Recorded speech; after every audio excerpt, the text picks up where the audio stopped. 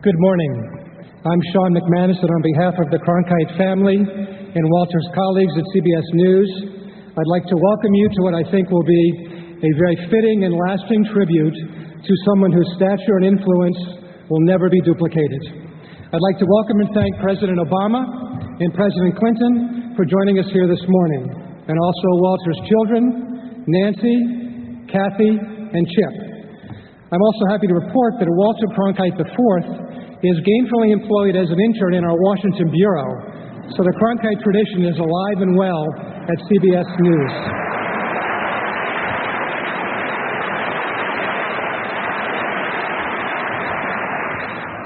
We began today with the Marine Marching Band playing Stars and Stripes, which is appropriate because Stars and Stripes was Walter's favorite march, and also because Walter was one of only 2 civilians the other being John Philip Sousa, who conducted this great band. So thank you very much for that great performance.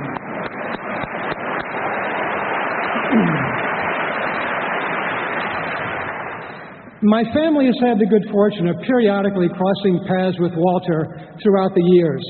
My dad, better known as Jim McKay, worked with Walter on a number of shows in the 1950s at CBS News. And in 1960, Walter was actually a last-minute replacement for my father, who was scheduled to anchor his first Olympics, the 1960 Summer Games in Rome. My father became ill and unable to travel to Rome, and Walter filled in for him.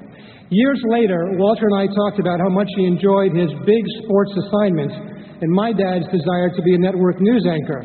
Walter said to me, "You know, Sean, if things had worked out a bit differently, perhaps I would have been the sports announcer and your dad would have been the news anchor." However, I think they did just fine in their respective careers. In 1972, in Munich, I accompanied my dad back to his hotel after he'd been on television for 18 hours straight, reporting on the massacre of the Israeli Olympic team. I still remember it as if it was yesterday, walking into the hotel just as the sun was coming up. My dad asking for his key at the front desk and being handed an envelope from Western Union.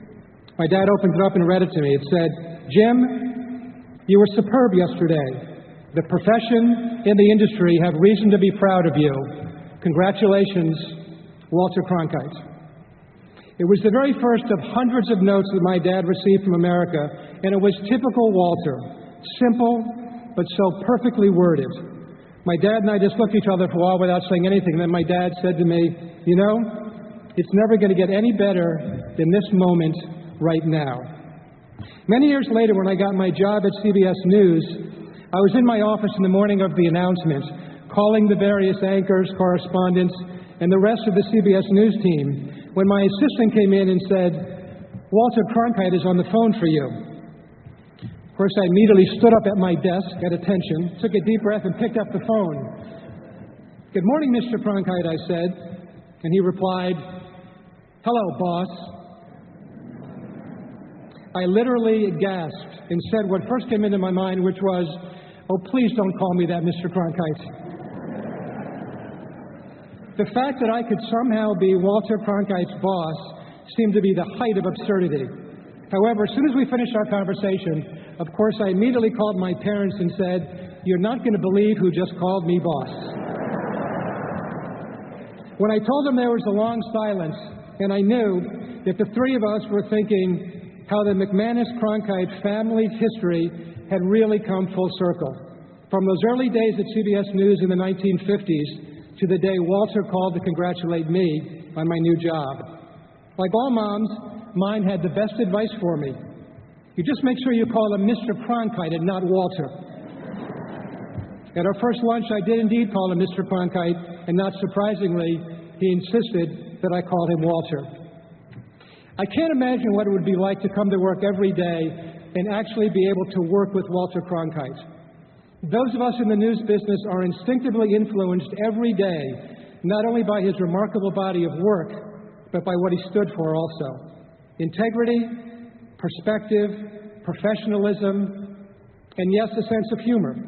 And that's why Walter fared so well, and why no matter what the story he was covering, his demeanor, his reporting, and his presentation were virtually flawless. His enormous professional accomplishments aside, it's also important to remember that there was a warmth and a compassion about Walter that is almost indescribable.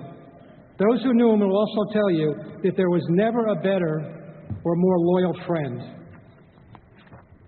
All of us at CBS News will continue to miss Walter, but how lucky are we that in some small way we're able to carry on the tradition and the rock-solid foundation that he built for us, and not just for those of us at CBS News, but for everyone in the news business. In a remembrance in the New York Times, Vernon Klinkenberg